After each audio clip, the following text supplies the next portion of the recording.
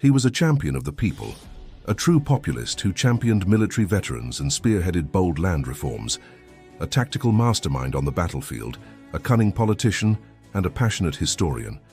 This icon became the Roman Republic's final dictator, clearing the path for the mighty Roman Empire. Julius Caesar, masterful, sly, and overwhelmingly powerful.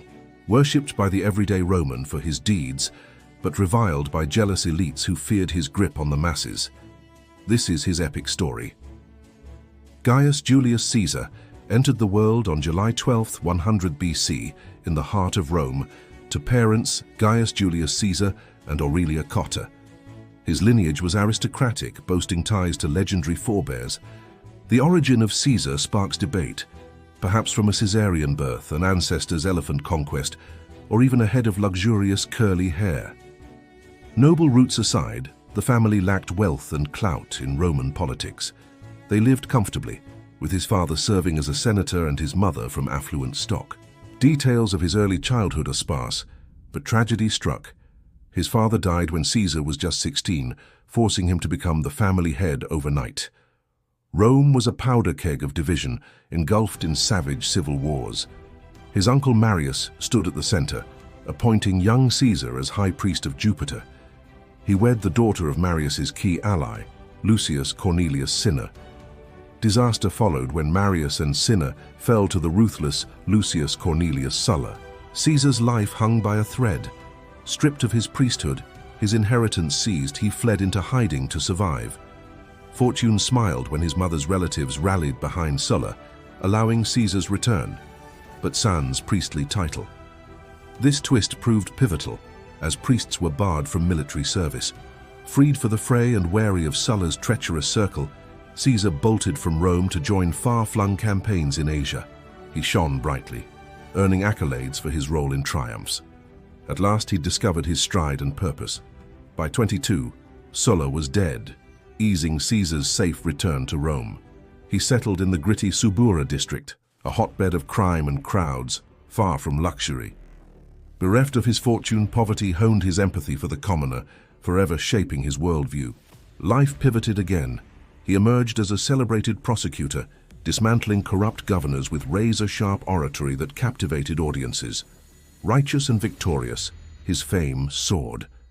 Then came the legendary pirate saga. Seized at sea, he boldly demanded they hike his ransom, insisting he was worth more. Freed after payment, he assembled a fleet, tracked them down, and hauled them to Rome for justice. As promised during captivity, he crucified them all, but mercifully slit their throats first to ease the agony. Back to arms in Asia, then home as a hero, swiftly elected to public office. Politics beckoned, turbulence persisted. He lost his wife, remarried, then divorced. At 37, he vied for Pontifex Maximus, chief priest of Rome's state religion, amid bribery scandals. He crushed the competition in a landslide. By 41, with influential backers, he claimed senior consul. Enter the first triumvirate, a covert pact with Gnaeus Pompeius Magnus, Pompey, and Marcus Licinius Crassus. The goal? Sidestep constitutional curbs on power to mutual benefit. Caesar kicked off with a crowd pleaser, redistributing public lands to Rome's poor, vowing force against opponents. His allies nodded. The alliance went public. Success followed, but so did foes among the aristocracy, who branded him a dangerous rabble-rouser. Adored for reforms, his influence ballooned, with ally support. Yet debts loomed. Conquest promised riches. Eyes on Gaul, modern Western Europe, home to potentially hostile Germanic tribes. With 2 legions, he crushed them, then eyed Britain. En route, more victories over European foes. His first British incursion faltered. The second pushed inland, forging pacts. But Gaul revolts forced retreat. Don't downplay his feats. Caesar's forces stormed across Europe, vanquishing all comers, even breaching Britain's shores. Respect poured in, but whispers grew of his unchecked might. Rome simmered. The triumvirate cracked. Caesar's daughter, Pompey's wife, died in childbirth. A replacement kin offer? Rejected. Crassus perished in battle. Pompey wed a Caesar foe's daughter. The alliance shattered. Meanwhile, Caesar quashed Gaul uprisings. Tribes united briefly, scoring wins, but he prevailed, routing 300 tribes and torching 800 cities. Now 50, crisis loomed. Pompey via Senate ordered Caesar disband his legions and return. Branded insubordinate and treasonous, he refused.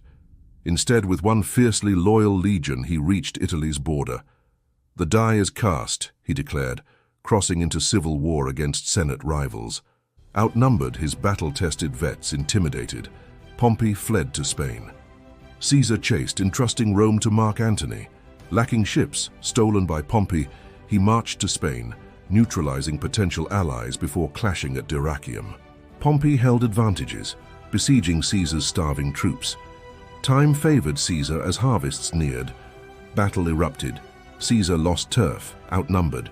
Both withdrew for reinforcements. Then Pharsalus, in Greece. Pompey doubled Caesar's men and supplies, poised to starve him out. Senate pressured attack. Caesar's elite troops and tactics triumphed. Pompey's forces fled, defeat sealed.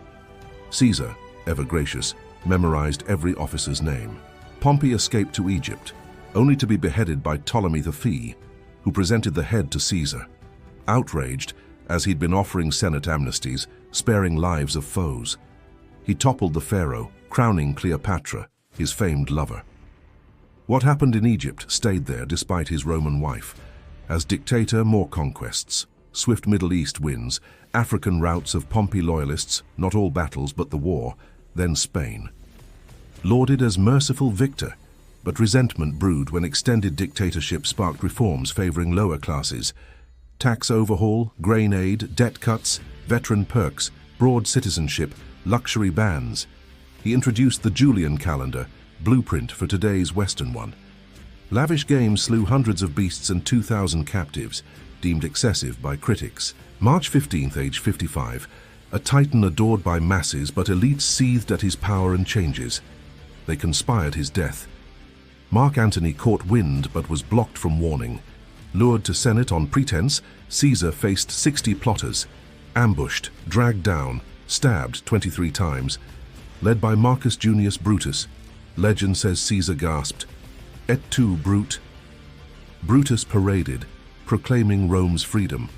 Backlash, lower classes rioted in fury over their hero's slaughter by corrupt senators.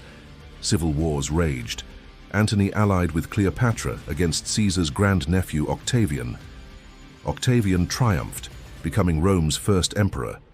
Caesar endures as ancient Rome's supreme commander, coining Veni, Vidi, Vici. I came, I saw, I conquered. If you like this video and want to see more videos that you'll love, please subscribe this channel.